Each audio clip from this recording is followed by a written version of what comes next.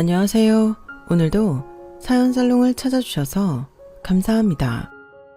저는 결혼을 앞두고 있는 예비신부랍니다.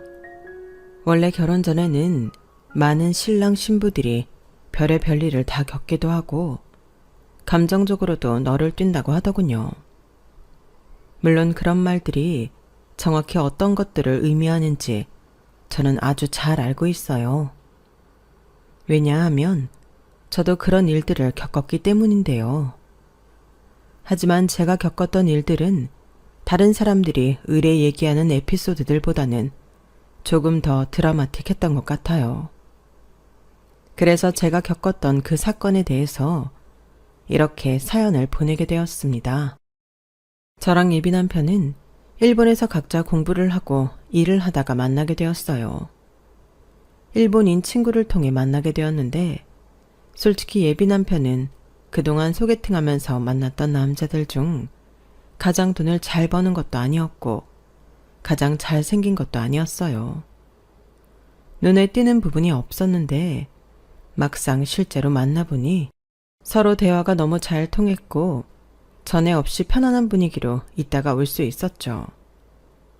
예비 남편 역시 같은 느낌을 받았는지 그날 이후로도 2번, 3번 더 만나자고 연락해왔고 저희는 그렇게 자연스럽게 연인 사이로 발전할 수 있었답니다. 결혼 약속 또한 일본에서 하게 되었는데요. 사귄 지 500일이 되던 어느 겨울날 예비 남편은 눈이 펑펑 내리는 삿포로로 여행을 가자고 하더니 숙소에 도착하자마자 준비되어 있던 프로포즈를 했어요. 저 몰래 미리 정성껏 숙소를 꾸며놓은 그 사람을 보니 결혼을 약속하지 않을 수 없었죠. 마침 이듬해에 저는 대학을 졸업했고 예비 남편도 출장 기간이 끝나 함께 손잡고 한국으로 돌아올 수 있었어요. 저희 두 사람은 서로 한국 일정이 안정되면 바로 부모님께 인사를 드리기로 했어요. 그런데 일본에서 함께 지낼 때는 몰랐는데 한국에 와서 보니 예비 남편의 집이 저희 집과는 좀 크게 차이가 날 정도로 잘 살았던 겁니다. 저희 집도 형편이 어려운 정도는 아니었고 그래도 나름 부족함 없이 살아왔었는데 예비 남편의 집은 그 수준을 훨씬 뛰어넘는 것 같았어요. 그 사람 말로는 예전에는 잘 살았지만 지금은 평범한 정도라는데 사는 동네도 돈이 많아야 살 수 있는 동네였고 집도 2층짜리 전원주택에 사는 등 딱 봐도 평범한 집안 같지는 않았죠. 할아버지가 하시던 사업이 잘 돼서 큰 돈을 벌긴 했지만 당신이 생각하는 그런 부자는 아니야. 아버지가 사업 물려받고 나서 크게 휘청일 때도 몇 번이나 있었고 집이야 부모님이 결혼하실 때 할아버지가 해주신 그 집 그대로 살고 있는 것뿐이라 크게 신경 쓰지 않아도 돼. 그래도 나는 부모님도 이혼하시고 아빠랑 둘이서만 사는데 이런 나를 마음에 들어 하실까? 물론 당신 부모님도 당신처럼 좋은 분들이시겠지만 괜히 좀 걱정이 되네. 걱정하지 마. 우리 집안은 아들만 둘이라 당신 같은 예쁜 며느리가 생기는 걸 부모님이 더 좋아하실 거야. 예비 남편의 위로에 저는 겨우 긴장을 풀 수 있었어요. 예비 남편은 정 긴장되면 자기가 먼저 저희 아빠께 인사를 드리겠다며 저희 집으로 오는 일정을 먼저 잡아주었죠. 약속된 날에 예비 남편은 저희 아빠가 운영하는 치킨집을 찾아와 주었는데요. 한 손에는 간단한 선물을 들고 아빠가 내어주신 치킨을 먹고 맛이 있다며 칭찬을 하고 시종일관 사람 좋은 웃음으로 분위기를 밝게 이어갔죠. 입맛에 맞을지 모르겠다만 이게 우리 집에서 가장 잘 나가는 메뉴일세. 애 엄마도 연락을 해보긴 했는데 지금 한국에 없어서 아마 나중에 상견례 자리도 잡히고 하면 그때는 일정 맞춰 입국할 수 있을 게야. 아, 어머님이랑 아직 연락하고 지내세요? 그럼 언제든지 두 분 편하실 때 제가 한 번 더 찾아뵙겠습니다. 아니 근데 아버님, 치킨이 너무 맛있는데요. 이 메뉴가 가장 잘 나갈 만하네요. 제가 원래 양념파인데 아버님이 해준 후라이드가 웬만한 양념보다도 맛있어요. 그래? 하, 참. 20년 넘게 닭만 튀기다 보니 자네 차 가져왔나? 생맥주도 한 잔 할 텐가? 대리 부르면 되죠. 이렇게 맛있는 치킨에 도저히 맥주를 안 마실 수가 없네요. 자주 오게나. 우리 사위는 내가 2마리, 3마리도 튀겨줄 수 있네. 아빠는 기분이 좋으신지 그날 예비 남편과 맥주도 한 잔 함께 하면서 즐겁게 대화를 나누셨어요. 예비 남편의 그런 모습을 보며 저도 결혼할 사람을 참 잘 만났다는 뿌듯한 생각과 함께 며칠 뒤 나도 예비 시댁 식구들을 만나면 이런 즐거운 시간을 보내야겠다는 생각을 했죠. 예비 남편이 했던 것처럼 자연스럽게 하면 되겠구나 싶은 생각에 긴장감도 사라지고 의욕이 생기게 되었어요. 그렇게 시간이 흘러 예비 시댁에 인사를 드리러 가기로 한 날이 왔습니다. 저는 예비 남편이 그랬던 것처럼 똑같이 한 손에는 예비 시부모님이 좋아하신다는 선물을 들고 밝은 표정으로 인사를 드렸어요. 그러자 예비 시부모님도 똑같이 밝은 표정으로 절 반겨주셨죠. 어머, 네가 지은이구나. 어서 와. 아유, 여기까지 오느라 힘들었을 텐데 뭘 또 이런 걸 다. 안녕하세요, 어머님 아버님. 박지은이라고 합니다. 이거 어머님 아버님이 좋아하신다고 해서 작게나마 챙겨왔어요. 어서 들어오렴. 아우, 이쁘기도 해라. 집 내부로 들어가니 예비 시댁 집안은 예상했던 것보다 훨씬 더 고풍스러운 저택이었어요. 할아버지 때부터 부자였다더니 그 말이 제대로 실감이 났죠. 예비 시어머니는 음식을 푸짐하게 차려놓으셨는데 하나같이 맛 또한 수준급이었어요. 저는 예비 남편이 저희 아빠 가게에서 했던 것처럼 음식이 너무 맛있다는 얘기와 함께 활기차게 대화를 이끌어 나가려고 했는데요. 제 예상과는 다른 분위기로 흘러가고 말았어요. 어머, 어머님, 갈비찜이 너무 맛있어요. 그래? 더 있으니 먹고 더 먹으렴. 요즘 애들답지 않게 먹는 모습도 참 복스럽구나. 부모님이 참 기뻐하시겠어. 아버님, 어머님은 어떤 일을 하시니? 저희 아빠는 동네에서 치킨집 하고 계세요. 엄마는... 뭐? 치킨집? 치킨 사업을 하시는 게 아니라 동네 치킨집을 운영하신다고? 우리 아버지도 퇴직하신 뒤로는 운전하시는데 뭐. 그거랑 이거랑 같니? 네 아버지는 벌 거 다 벌어놓고 소일거리로 운전하시는 거잖니? 그럼 지은이 너희 아버님도 원래는 다른 일 하시다가 전향하신 거니? 아, 저희 아빠는 엄마랑 이혼하신 뒤부터 20년 동안 치킨집만 운영하셨어요. 동네에서도 단골 엄청 많으시고. 뭐? 이혼? 아이고. 그치만 저희 부모님 아직 서로 친하게 잘 지내고 계세요. 상견례 자리에는 2분 같이 오시기로 하셨어요. 이제 남남인데 뭐하러 오신다니? 엄마! 예비 시어머니의 공격적인 말에 갑자기 화기애애했던 분위기는 얼음물을 끼얹은 듯 차가워졌어요. 저는 너무나 당황했죠. 순간적으로 제가 무슨 실수를 했나 싶은 생각이 들 정도로요. 하지만 저는 묻는 말에 있는 그대로의 사실을 대답했을 뿐 잘못한 건 없었어요. 예비 남편 역시 많이 당혹스러운 듯 어쩔 줄 몰라 했죠. 그때 그런 분위기를 전환시킨 사람은 바로 예비 시아버지였어요.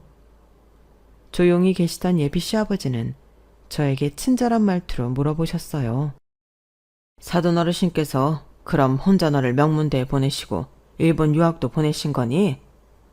이번에 대기업 인턴지에 합격했다는 소식은 승철이 통해 들었다. 네, 제가 원래 그쪽 분야로 고등학교 때부터 관심이 있었거든요. 아빠도 제 꿈을 응원해 주셔서 여기까지 오게 됐어요. 그때 당시만 해도 각광받는 분야가 아니었는데 네 성구안도 대단하고 그런 널 믿어준 사돈어른도 참 대단한 분이시구나. 지은이가 대학도 반학기 조기 졸업해서 아마 같이 들어간 인턴들 중에서 제일 어릴걸? 그치? 아, 응. 내가 제일 어리긴 해. 예비 시아버지와 예비 남편의 노력으로 분위기가 다시 조금 풀어지는 것 같았어요. 저희의 대화를 듣던 예비 시어머니도 왜인지 분위기가 좀 누그러지는 것 같더군요. 그래 뭐 지은이 네가 능력이 있으니. 아니 근데 인턴으로 들어가면 정직원이 안 될 수도 있는 거 아니니?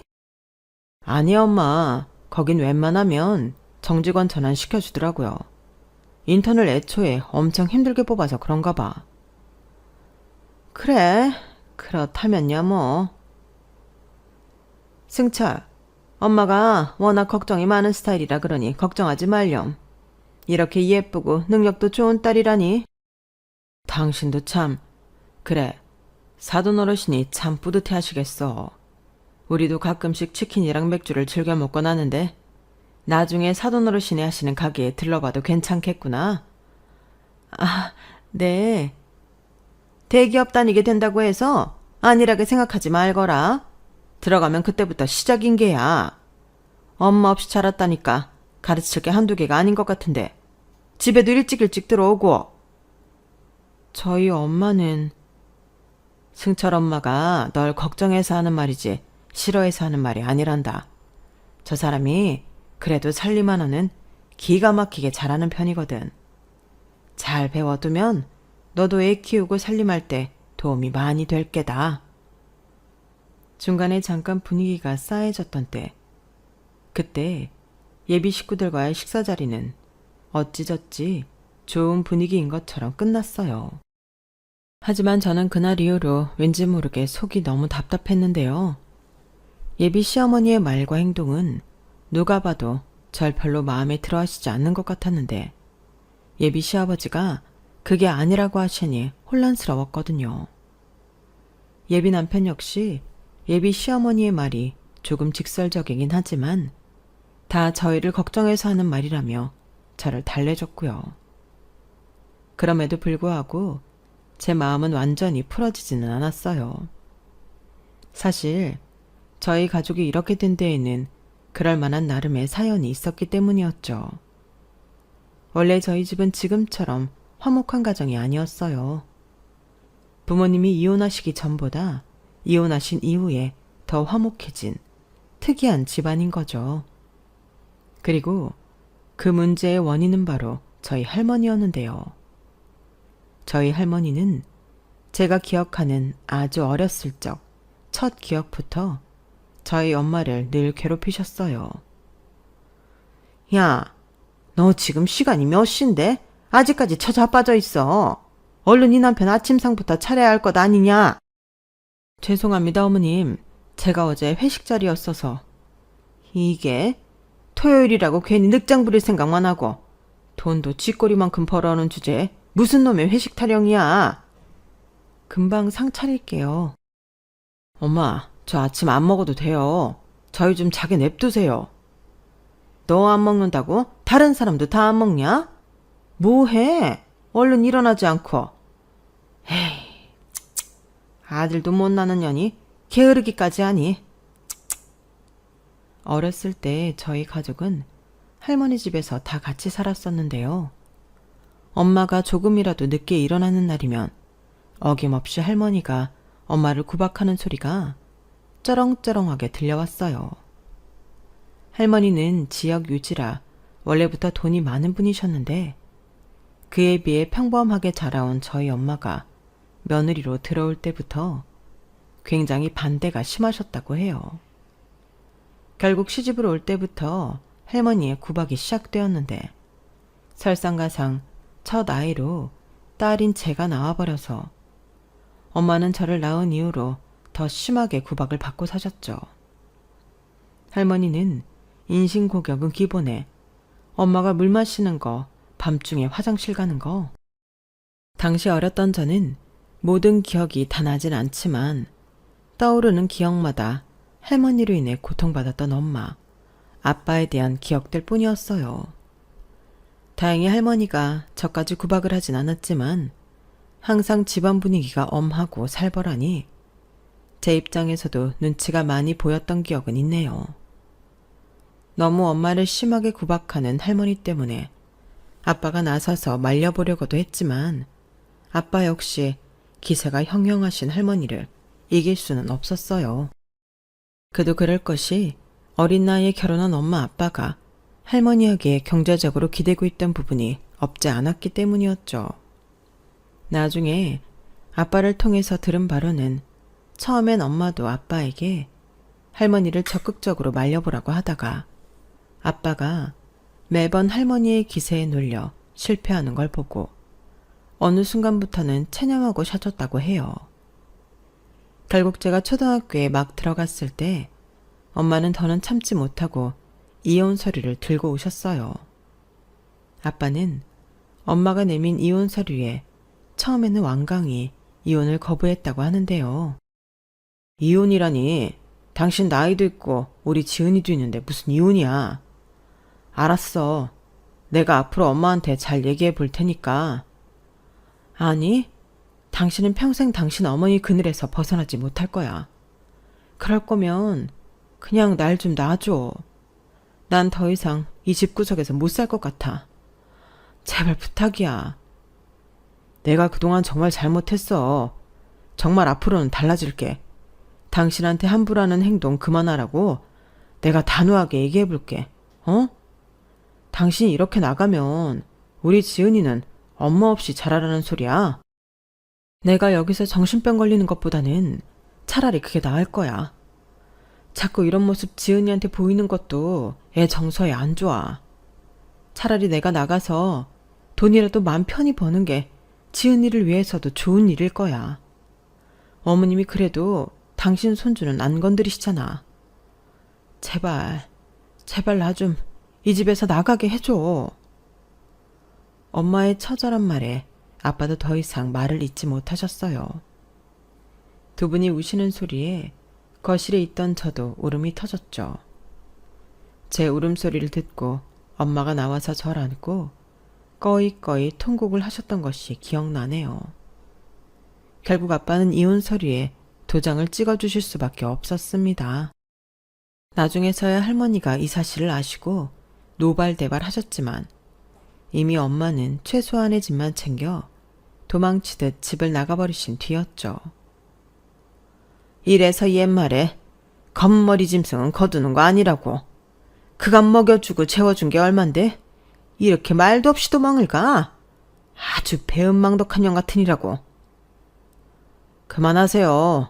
엄마 잘하신 거 하나도 없어요. 이래서 부모 없는 애는 만나지 말라고 했잖니. 경우가 없어도 정도 껏 없어야지. 남의 가정을 이렇게 파탄을 내놓고. 아, 그만 좀 하시라고요. 그만하시라고 했잖아요. 그 사람 있을 때도 제가 엄마 제발 좀 그만하라고 했잖아요. 그 사람 엄마가 내쫓은 거나 다름없어요. 알아요? 그렇게 죽을 만큼 못 살게 괴롭혀서 내쫓아놓고 이제 와서 그 사람을 탓하다니. 엄마가 그러고도 사람이에요? 엄마야말로 제 가정 파탄낸 원흉 그 자체라고요. 아빠가 그렇게 소리를 지르고 화를 내는 모습은 난생 처음 봤습니다. 할머니 역시 그런 모습을 처음 보신 건지 그때는 약간 당황하신 것 같아 보였죠. 처음으로 할머니가 남의 말에 말문이 막힌 모습이었어요. 할머니는 아빠한테는 아무 말씀도 못하시고 잠시 뒤 저에게 얼른 제 방으로 들어가라고 한마디만 하셨죠. 제가 방으로 돌아와 인형을 안고 불안하게 있을 동안 거실에서는 할머니랑 아빠가 조용히 무슨 얘기를 하는 것 같았는데 잠시 뒤 쾅 소리와 함께 아빠가 집 밖을 나가신 걸로 봐서는 대화가 잘 안 된 듯 했어요. 한동안 할머니와 아빠는 말 한마디도 하지 않고 남처럼 지내셨죠. 제가 알기로는 할머니는 이 모든 사달이 난 뒤에도 본인이 잘못했다거나 미안하다는 말은 단 한 번도 하지 않으셨어요. 덕분에 궁전같이 넓고 아름다운 할머니 집은 매일매일 감옥이나 다름이 없었답니다. 결국 아빠는 엄마랑 이혼한 지 3년째 되는 해에 자기도 더 이상 할머니와 못 살겠다면서 절 데리고 서울로 올라와 버리셨어요. 그리고 할머니가 돌아가시기 직전까지 웬만해선 고향으로 내려가지 않으셨죠. 아빠는 원래 살던 지역에서 다니던 회사도 아예 사표를 내고 올라와 치킨집을 차리셨어요. 아빠 말로는 대학을 가고 취직을 한 것도 할머니 기대에 부응하기 위해서였지. 원래는 요리를 하고 싶으셨다고 했죠. 음식에 진심이었던 아빠는 가게 문을 닫은 뒤에도 매일같이 가게에 남아 메뉴를 연구하셨어요. 할머니 집에 비하면 손바닥만한 집에서 살게 되긴 했지만 아빠랑 저는 전보다 활기차고 성실하게 하루하루를 살아갔답니다. 덕분에 저희 치킨집은 빠르게 손님들이 늘었고 옆 동네에서까지 치킨을 먹으러 오는 단골 손님들까지 생기게 되었는데요. 하지만 무엇보다 좋았던 점은 아빠가 예전보다 훨씬 자상하고 재미있는 아빠가 되었다는 거였어요. 그전에는 저랑 놀아주더라도 어딘가 여유가 없고 다른 곳에 신경이 팔려 있었던 것 같은데 서울에 온 뒤로는 마음이 편해지셔서인지 진심으로 절 돌봐주시더군요. 물론 저도 사춘기 때엔 엇나간 적도 많았고 아빠랑 싸웠던 적도 여러 번 있었는데 그럴 때마다 얼마 지나지 않아 맛있는 음식을 먹으며 화해도 하는 등 여느 가족들처럼 화목한 분위기였어요. 집안 분위기가 전에 없이 아늑하고 편안해지니 저도 할머니 집에서 나온 게 더 좋았고요. 좋은 점은 또 있었어요. 아빠랑 저는 서울에 올라온 뒤에야 엄마를 만날 수 있었거든요. 엄마도 집을 나간 이후에는 서울에서 지내고 있었는데 저희가 서울로 올라왔다는 소식을 듣고 곧바로 저를 보러 오셨어요. 3년 만에 만난 엄마와 저는 만나자마자 눈물을 쏟았고 한동안은 자주 만날 수 있었죠. 하지만 곧 엄마가 업무적으로 바빠지게 되면서 얼굴 보는 일이 드물어지게 되었어요. 이혼 후 서울에 올라와서 하시던 사업이 미국과 유럽에서 각광을 받게 되어 해외로 출장하는 일이 잦아졌거든요. 그렇지만 엄마가 틈날 때마다 절 보러 오려고 하신다는 걸 전 잘 알고 있었고 저희 가족은 오히려 서로의 삶에 집중하면서 변함없이 평화로운 일상을 보내고 있었어요. 그러던 어느 날 학교에 있던 저는 선생님의 부름에 다급하게 조퇴를 하게 되었는데요. 할머니가 돌아가셨다고 아버님께 연락 왔어. 얼른 가방 챙겨서 집으로 가보렴. 헐레벌떡 집으로 간 저는 수척한 얼굴을 한 아빠와 함께 고향으로 내려갔어요. 할머니는 돌아가신 지 3일 정도 만에 이웃 주민에게 발견되셨다고 했어요. 굳은 표정으로 운전하는 아빠였지만 제 눈에는 아빠의 마음이 많이 복잡해 보였죠. 장례식장에 도착하니 아빠의 굳어있던 표정이 그제야 풀어지면서 눈물을 흘리시더군요. 그때까지 할머니의 죽음이 실감나지 않던 저도 갑자기 실감이 나면서 눈물이 펑펑 났어요. 엄하고 잘못된 행동을 많이 하셨지만 그래도 저를 많이 챙겨주던 할머니였거든요. 다음날 급하게 연락을 받고 오신 엄마가 장례식장에 도착하셨어요. 엄마는 할머니 영정사진을 한참 노려보셨는데 얼굴은 이미 눈물 범벅이셨죠. 그렇게 원망했는데, 그렇게 욕을 많이 했는데 왜 이렇게 일찍 가세요? 내가 어머님 100살도 넘게 사실 만큼 욕을 그렇게 많이 했는데 고작 이 짧은 시절 살다 가시라고 저한테 그렇게 모질게 구셨어요? 나는 아직도 가끔 어머니 나오는 거 악몽을 꿔요. 그렇게 남의 인생 못살게 괴롭혀놓고 가족들한테 다 버림받고 혼자 가셔서 왜 마음 편히 원망도 못하게 하세요? 어쩜 그렇게 마지막까지 절 괴롭히시냐고요? 조문객이 많이 오시진 않아서인지 전부 사정을 다 아시는 분들이었고, 그래서 엄마의 원망 섞인 울부짖음을 다 못 본 척 해주셨어요. 그런 엄마를 보면서 아빠랑 저는 더 울고, 저희 가족은 그렇게 할머니를 보내드렸답니다. 놀라운 것은 할머니가 유산의 대부분을 엄마한테 남기셨다는 거예요. 평소 재산 관리를 철저하게 했던 할머니셨는데 혼자 지내시면서 무슨 심경의 변화가 있었던 건지 2년 전에 미리 유언장을 작성해 두셨다고 하더군요. 엄마는 그 돈을 받지 않겠다고 아빠한테 넘기라고 했지만 아빠는 극구 말리셨어요. 당신이 그거라도 받아야 우리 가족의 죗값이 조금이라도 사라지지. 난 어차피 그 돈 받아도 제대로 관리도 못해. 내 몫으로는 이 정도면 적당해. 내가 돈이 없어 보여? 이 정도 돈으로 화 안 풀리니까 그냥 당신이 가져. 지은이 키우는 건 당신이잖아. 참나, 나는 돈이 없어. 그리고 우리 지은이가 당신 닮아서 얼마나 공부를 잘하는 줄 알아? 키우는데 다른 집 애들처럼 학원비가 많이 들기를 하나, 애가 사치를 부리기를 하나, 이 돈 필요 없어. 지은이한테 뭘 해주려거든 당신이 직접 하면 되잖아. 아빠는 끝까지 엄마한테서 돈을 받지 않으셨어요. 엄마는 결국 할머니의 유산을 받아가셨고 그 돈으로 대부분 제 학비를 대주시거나 저에게 용돈을 주시곤 했죠. 가끔 주시는 용돈은 큰 돈은 아니었지만 학생인 제 입장에선 충분한 돈이었고 저는 덕분에 경제적으로 어려웠던 적은 없었어요. 아빠가 하시는 치킨집도 꾸준히 손님들이 많았고요. 그리고 엄마랑 아빠가 틈틈이 연락을 하시는 것 같았어요. 아빠는 아직 엄마를 많이 좋아하는 티가 났었거든요. 그래서 하루는 제가 아빠한테 직접적으로 엄마 얘기를 꺼내봤어요. 아빠, 엄마랑 또 연락해? 어? 아니야. 그냥 한국에 또 언제 들어오는지 알아야 지은이 너한테도 말해주니까. 이제 할머니도 안 계신데 둘이 다시 만나도 되지 않아? 이 녀석이 벌써 다 커가지고 무슨 그런 걸 눈치채고 있어. 눈치채더라도 좀 모른 척 해주지. 나는 상관없어. 나 신경 쓰지 말고 만나라고. 아빠가 염치가 있지. 어떻게 먼저 그러니? 네 엄마가 만나준다고 할 때마다 한 번씩 만나는 걸로 좋게 해야지.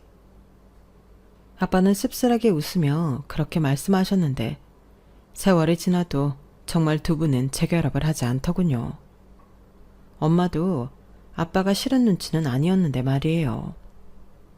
제가 일본 유학을 다녀온 사이에는 오히려 전보다도 더 자주 연락하시는 것 같았고요. 그때는 저도 두 분이서 저 몰래 연애하시는 걸 못 본 척 해드렸답니다. 남들이 봤을 때는 저희 집이 이혼 가정이라서 별로 화목해 보이지 않겠지만 사실은 이런 사정들이 있었기 때문에 오히려 서로 더 애틋한 사이예요. 그래서 예비 시어머니의 편견 어린 시선이 굉장히 거슬렸던 거고요.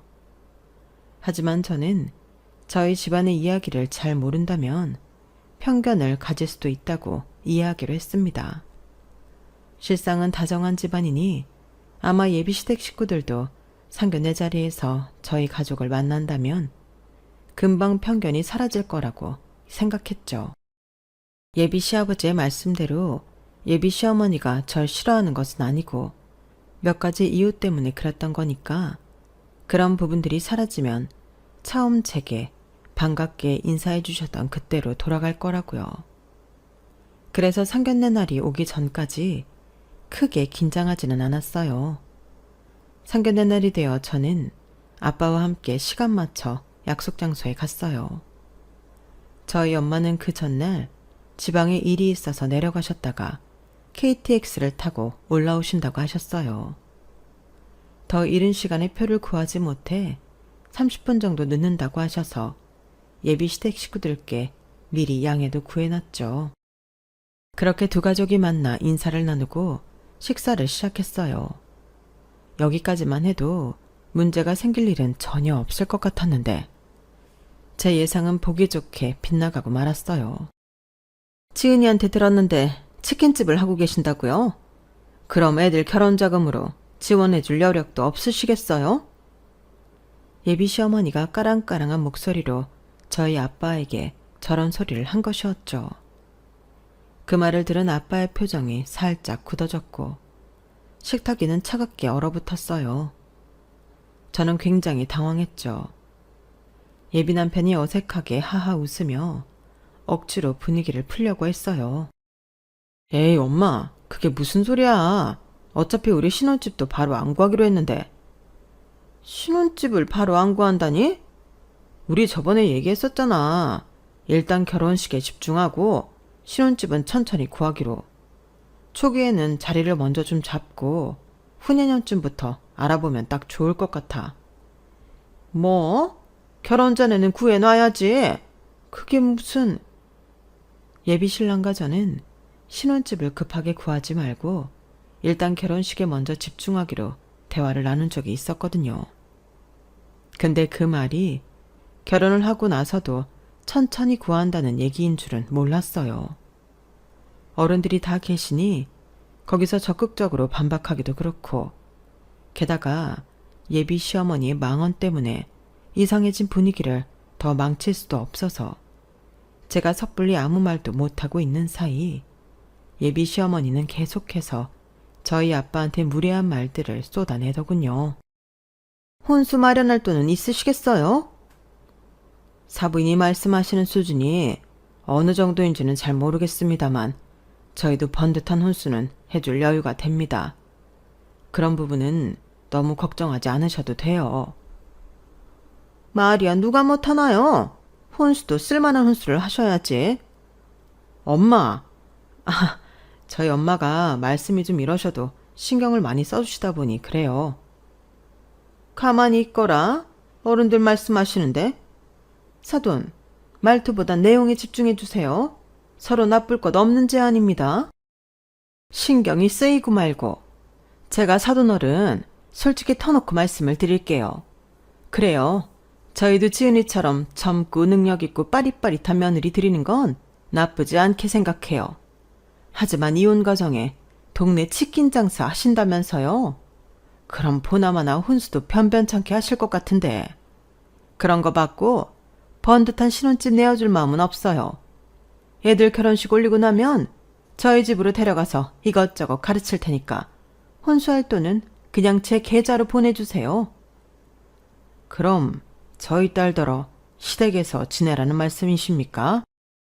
그럼 애가 엄마도 없이 자랐는데 가르칠 게 한두 개겠어요? 데려다가 남편이 바깥 일 잘 하도록 도우려면 어떻게 해야 하는지 하나부터 10까지 알려줘야죠. 나중에 애들 신혼집 구해주는 비용 생각하면 뭐 몇 년 종살이 한다 치더라도 보수가 섭섭하지 않은 수준일 겁니다. 뭐 종살이요? 말이 그렇다는 거죠. 어쨌든 제가 한 말의 요지는 이해하셨죠? 그러니 사돈 어르신도 어줍잖게 혼수 그딴 거 할 생각 마시고 한 5천 정도만 그냥 보내세요. 그 정도 돈은 있으시죠?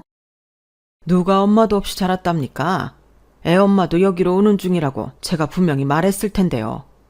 그리고 이혼했다고 해서 저희가 지은이 부모가 아닙니까? 세상 어느 부모가 자기 자식 하녀 취급하는 집안으로 시집 보내는데 그러자 하겠습니까? 애들 결혼 얘기는 다시 생각해보는 걸로 하죠. 예비 시어머니의 언행이 도를 넘어서자 듣다 못한 저희 아빠도 언성을 높이게 되셨어요. 그런데 그 타이밍에 뒤늦게 저희 엄마가 도착을 해서 들어오셨는데요. 중요한 자리라 신경이 쓰이셨는지 엄마는 가쁜 숨을 몰아쉬면서 최대한 예의를 차리려고 하셨어요. 안녕하세요. 죄송합니다. 제가 중요한 자리에 늦게 되어서... 마침 잘 오셨네요, 사부인. 사부인과는 말이 좀 통하겠죠? 저희가 애들 결혼하고 나서 자립할 시기가 오면 그때 신혼집을 구해주려고요. 그러니 이쪽 집안에서는 혼수 따로 하실 것 없이 그냥 현금으로 5천만 주시면 될 것 같습니다. 뭐라고요? 제가 너무 갑작스러워서. 들은 그대로예요. 듣자하니 사돈내외가 이혼하셔서 지은이가 엄마 없이 컸다죠? 그러니 살림을 제대로 배웠을 턱이 있나요? 애들은 결혼하면 일단 저희 집에서 같이 살면서 제가 이것저것 가르치기로 했어요. 아닙니다. 여보 그만해. 집사람 말은 그런 뜻이 아니라. 상당히 불쾌한 말씀을 하시네요. 사람이 아무리 경우가 없어도 그렇지 이게 지금 상견례 자리에서 할 만한 언사라고 보십니까? 그것도 지금 만난 지 1분도 안 된 초면인데. 애들이야 아직 세상 물정 몰라 그렇다 쳐도 어른들끼리는 이제 서로 딱 보면 견적 나오잖아요. 이보세요. 말씀 가려하세요. 당신 그만하라니까. 나쁜 말 하는 게 아니에요. 저희도 지은이 정도면 괜찮은 며느리감이라고 생각해서 이러는 겁니다. 사부인도 괜히 체면 차리실 거 없이 편하게 생각하세요. 아무 배경 없는 며느리 우리 식솔로 받아준다는데 5천 정도면 솔직히 사부인 입장에서도 감지덕지 아니. 예비 시어머니가 한참 개념 없는 말들을 뱉어내고 있는데 벼랑간 예비 시아버지가 벌떡 일어나시더니 예비 시어머니 뺨을 엄청난 힘으로 내려치시는 겁니다. 서로 언성이 높아지면서 고조되던 분위기가 한순간에 고요해졌죠. 예비 시아버지는 새파랗게 질린 얼굴로 저희 엄마 눈치를 힐끔힐끔 보면서 예비 시어머니에게 소리를 쳤어요. 그만하라고 했잖아. 사돈네에 모셔놓고 이게 대체 무슨 망언이야. 얼른 죄송하다고 사과드려. 그 자리에 있던 모두가 놀랐지만 그 중에서도 예비 시어머니는 엄청난 충격을 받은 것 같아 보였습니다. 예비 시아버지는 거기서 그치지 않고 예비 시어머니에게 사과를 종용하셨죠. 얼른 사과드리지 못해? 당신 갑자기 왜 이래요? 당신이 나한테 알아서 얘기 잘 하라면서. 우리 회사 대표님이시라고. 얼른 사과드려. 대표님이면 뭐 어쩌라고. 당신 그 소일거리를 하는 일 그냥 때려치면 그만 아니에요? 우리가 뭐 누구처럼 돈이 없어서 일하는 것도 아니잖아요. 고작 그런 일로 나한테? 예비 시어머니의 말에 예비 시아버지는 더더욱 얼굴이 새파랗게 질렸는데요. 저희 엄마는 그런 예비 시아버지를 보면서 차갑게 말씀하셨어요. 돈이 없어서 일하는 게 아니라고요? 내가 하는 거랑은 많이 다르네요. 다르다뇨? 그쪽 집안 가진 거라곤 빚밖에 없잖아요. 살고 있는 집도 담보로 잡혀있고 저희 회사 운전기사로 일하면서 버는 돈으로는 당장 오늘 내일 할 텐데 이런 사정을 모르고 있었어요? 엄마의 말에 예비 시댁 식구들은 전부 눈이 탁구공만큼 커져서 예비 시아버지를 봤어요. 예비 시아버지는 한마디도 반박을 못하고 땀을 비오듯 흘리고 있었죠. 당신, 저 말들이 다 사실이야? 그래서 애들 신혼집 당장 해주기 싫다고 그런 거였어? 아니, 나한테까지 거짓말을 해온 거냐고? 신용불량자라서 어디 취직도 못한다고 우리 면접관한테 빌었다길래 내가 불쌍해서 뽑아줬더니 가족들은 모르시는 모양이네. 그래도 과거에 물란하게 놀다가 꽃뱀한테 제대로 당해서 쓸데없이 돈 날리고 그런 거 반성하고 사는 줄 알고 채용했더니 만만해 보이는 사람 앞에서는 아주 딴 얼굴을 하고 앉아있고 영 못 쓸 사람이네. 황 기사님, 내일부터는 그냥 출근하지 마세요. 대표님, 아닙니다. 이 사람이 말을 못나게 해서 그렇지 저희 아들이랑은 달라요. 다르다고요? 어머님이 저희 아빠한테 계속해서 못된 소리 할 때 아버님이랑 이 인간은 제대로 말리지도 못하고 포장하기 급급했잖아요. 잘못된 걸 바로 잡을 생각은 안 하고 계속 본심은 그게 아니라는 둥. 사람이 그게 뭐예요? 당신네들 집안 사정이 어떻던지 간에 전 아까부터 이 결혼 그만두려고 했어요. 저희 부모님도 같은 생각이신 것 같으니 저희는 이만 일어날게요. 안 그래도 저도 그 집안 인간들 하는 꼬라지 보고 정이 팍팍 식어가는 중이었는데 엄마 앞이라고 태도를 손바닥 뒤집듯 뒤집으며 가장 가까운 사람한테 손찌검까지 하는 비열한 인간이라니 더 볼 것도 없겠다 싶었죠. 물론 이 모든 걸 그냥 지켜만 보고 있던 예비 남편놈에게도 더 이상 미련이 없었어요. 저희 가족은 테이블 옆에 무릎까지 꿇으며 싹싹 피는 빚쟁이 아저씨를 뒤로 한 채 그 자리를 그냥 놔버렸답니다. 결혼을 파토내고 한동안은 예비 남편한테 연락이 많이 왔었어요. 죄다 자신이 잘못했다. 부모님도 반성하고 있다는 말들이었죠. 물론 예비 남편만 보자면 연애할 당시에는 좋았던 기억들이 정말 많았던 게 사실이에요. 하지만 저도 보고 자란 게 있어서 그런지 그런 집안의 아들이라고 하니까 있는 정 없는 정 모두 탈탈 털렸죠. 그래서인지 헤어지고 나서 많이 슬프지도 않더군요. 엄마는 정말로 바로 상견례 다음날 그 빚쟁이 아저씨를 해고했어요. 유일한 돈줄이었던 기사직을 빼앗기니 그 궁정 같은 저택이 넘어가는 건 시간 문제였죠. 지인을 통해 들었던 그 집안의 마지막 소식은 그 집 아줌마 아저씨가 이혼 절차를 밟고 있다는 거였어요. 그렇게 돈만 밝히던 아줌마였으니 같이 있어봤자 마이너스인 아저씨랑 손절치는 건 어찌 보면 예견된 일이었어요. 뭐 그러던지 말던지 전 관심이 없습니다. 왜냐하면 저는 작년부터 새로운 사람을 만나게 되었거든요. 그 남자는 엄마랑 둘이 사는 성실한 사람인데 성품도 올곧고 생각이 깊은 사람이에요. 그리고 그 남자의 어머니 역시 정말 따뜻하고 사려 깊은 분이시고요. 그분은 오히려 저희 가족의 사연을 들으시고는 제 손을 꼭 잡아주시면서 어린 나이에 네가 마음고생이 많았겠구나 라고 저를 위로해 주셨거든요. 저는 그런 따뜻한 위로를 해주시는 어머님을 보고 지금 예랑이와 결혼할 마음을 굳히게 되었어요. 저희는 올 가을에 결혼을 앞두고 있답니다. 저랑 예랑이뿐만 아니라 저희 부모님도 요즘은 알콩달콩이세요. 이전 상견례 일 이후에 엄마는 갑자기 자기가 집에 없으니까 이런 일이 일어난 거라며 은근슬쩍 한국에서 지내고 계세요.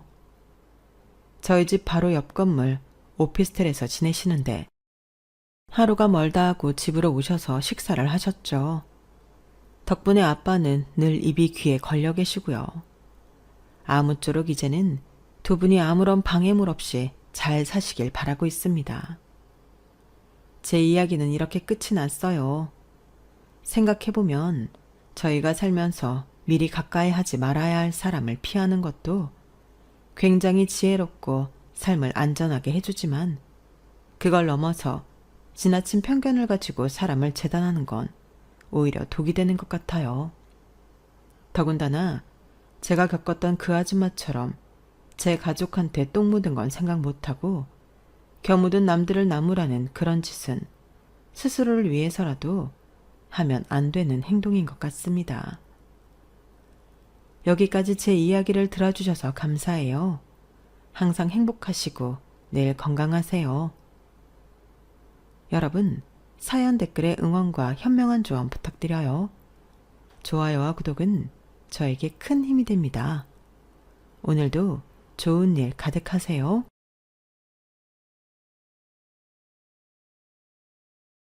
안녕하세요. 오늘도 사연 살롱을 찾아주셔서 감사합니다. 저는 판교에 살고 있는 70대 초반의 여성이에요. 저는 지금 판교로 이사를 와서 혼자 살고 있는데 이렇게 된 건 몇 개월밖에 되지 않아요. 그 전까지는 아들놈 집 바로 앞동에서 살았거든요. 아들 며느리 편하게 해주고 걔들 가정만 잘 되면 나는 어떻게 되든 상관없다고 생각했어요. 그래서 두 사람 딴 데에 돈 쓰지 말라고 제가 손주 셋 다 봐주면서 집안일도 다 해줬고요. 하지만 저에게 돌아온 게 돈 몇백만 원에 살고 있던 집에서도 쫓아내는 거라면 어떻겠어요? 제가 그런 일을 당하고 정신을 차렸어요. 지금은 아들놈도 며느리도 안 보고 살아요. 내 손으로 키운 손주들이지만 걔들이 문자 보내면 답만 하는 정도이지 아직은 다시 보고 싶지가 않네요. 제가 어떻게 이렇게까지 됐는지 다들 궁금하실 것 같아요. 이 모든 일의 원인에는 바로 며느리가 있었어요. 왜 그런 말들 하죠? 아들은 결혼하면 며느리한테 빼앗긴다고요. 저는 결혼하면 두 사람의 인생이니 빼앗기고 말고 할 것도 없다고 주장하던 사람이었어요. 하지만 막상 저를 홀대하고 도우미 취급하고 며느리 말대로 처가한테만 잘하는 아들을 보니 너무너무 서운하더라고요. 그래서 제가 그 녀석들하고 연락 끊고 인연도 끊는다고 선포하고 이렇게 혼자 제가 원하는 곳에 이사와서 살고 있네요. 며느리는 이제 와서 저한테 매달리고 난리인데요. 그게 다 제가 돈 있다는 걸 알고 나서부터네요. 정말 괘씸하기 짝이 없죠. 그럼 지금부터 본격적으로 제 이야기 한번 시작해 볼게요. 저는 대학 졸업 후 선을 봐서 남편을 만났어요. 남편은 7급 공무원에 조직에서 전도 유명한 사람이었어요. 성실하고 수더분하고 요령 피울 줄 모르는 데다가 예의도 바른 편이라 윗사람들한테 많은 신임을 얻었어요. 저를 만나고서 데이트를 주말마다 딱 4번 한 후에 프로포즈를 할 때도 어찌나 성실하든지 웃음이 다 나왔어요. 커다란 장미꽃다발에 반지를 갖고 고급 레스토랑에서 만나 아주 진지하게 청혼을 했거든요. 저는 알겠다고 좋다고 할 수밖에 없더라고요. 이런 사람과 살면 평생 마음 불편할 일은 없겠다 싶었거든요. 시어머니와 시아버지는 옛날 분들이시니 고리타분하긴 해도 말도 안 되는 시집살이를 시키지는 않았어요. 저와 남편은 딸 하나 아들 하나를 낳고 오붓하게 평생 아무 걱정 없이 살 줄로만 알았어요. 아이들 대학 보냈을 때까지만 해도 그랬네요. 큰애가 대학 졸업반이던 때에 남편은 갑자기 큰 병을 얻었고 결국 그의 말에 세상을 떠나게 됐죠. 평생 남편을 의지하고 살았던 저라 엄청난 충격을 받았어요. 딸아이는 그때 이미 일본으로 유학을 가 있어서 빈소가 차려지던 날 부랴부랴 왔고요. 아들과 저는 갑작스러운 일을 함께 겪으면서 뭔지 모를 끈끈함이 생겼네요. 아마도 저는 남편을 의지했던 것처럼 아들을 의지하게 됐던 것 같아요.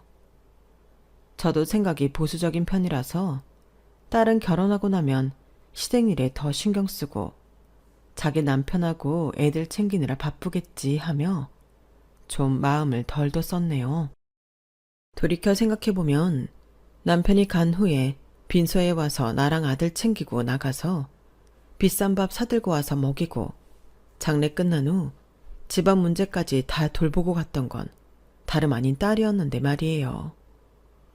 어리석은 엄마가 이제야 그걸 깨닫고 지금은 정말 딸한테 잘하고 있어요. 비록 몸은 떨어져 있지만 전보다는 자주 카톡하고 전화도 하고 있네요. 아무튼 당시에 저는 아들한테 꽤나 마음이 갔고 아들 역시 갑작스러운 아버지 죽음에 저를 더 의지했던 것 같아요. 수혁아, 엄마 너 때문에 살아. 알지? 우리 아들 잘 되는 거 엄마는 그것만 바라고 살아. 엄마가 힘닿는 데까지 다 뒷바라지 해줄 거니까 우리 아들 하고 싶은 거 마음껏 해.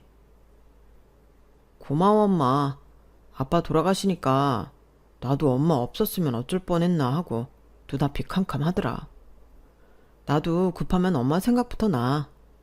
나 대학원 가서 공부하고 박사 따고 싶어. 근데 그러면 내가 돈을 버는 게 늦어지는데 엄마 괜찮겠어? 아, 걱정 마. 아빠가 너 대학원 보낼 돈은 주고 가셨어. 아무 걱정하지 말고 공부하고 싶은 만큼 해. 근데 그러면 엄마가 쓰고 싶은 거 잘 못 쓸 거 아니야. 어차피 아빠가 남긴 재산은 한정되어 있잖아. 엄마가 이 나이에 뭘 누리면서 살겠니? 나는 하고 싶은 것도 없어. 그러니까 우리 아들 걱정 말고 공부 열심히 해서 박사 되자. 남편이 남겨준 재산 중에 대학가에 작은 가게가 하나 있었어요. 거기서 나오는 월세하고 남편이 남긴 보험금이 좀 있었는데 사실 그걸로 아들이 공부에만 집중하게 해주기에는 버겁더라고요. 저희도 생활도 해야 했으니까요. 아들은 아르바이트를 해서 돈을 벌겠다고 했지만 제가 말렸어요. 아들은 돈 걱정하지 말고 공부만 열심히 해. 공부하는 게 얼마나 힘든데 무슨 다른 일을 한다고 그래. 그래도 나 등록금하고 책 사고 세미나 가고 워크숍 비용이니 뭐 그런 거 많이 들어서 나 때문에 우리 집 쪼들리면 안 되잖아. 걱정하지 마. 네 누나가 일본에서 조금씩 돈 보내오는 것도 있고 아직 우리 집 끄덕 없어. 엄마가 알아서 할게. 딸아이는 일본에서 취직을 해서 회사를 다니고 있었고 매달 저한테 용돈이라면서 조금씩 돈을 보내오고 있었어요. 저는 그걸로 저한테 들어가는 걸 아껴서 썼고 나머지는 아들을 위해 썼어요. 그러다가 아들 몰래 초등학교, 중학교 급식시설에 가서 일을 하기도 했고요. 아들한테는 비밀로 했죠. 제가 급식주방에서 일하는 걸 알면 마음 아파할 게 뻔했으니까요. 급식주방에서 1년 정도 일을 했던 것 같아요. 그런데 우연히 제가 학교 주방 일을 하는 걸 알게 된 친정 이모가 저를 불렀어요.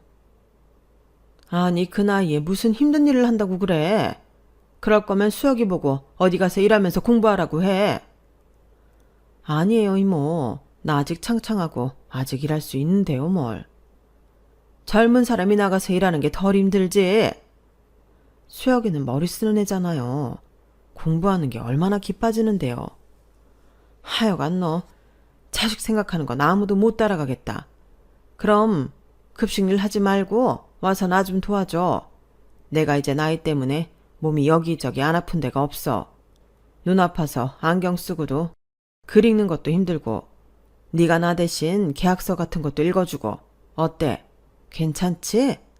내가 급식 주방에서 일하는 만큼은 줄 거야.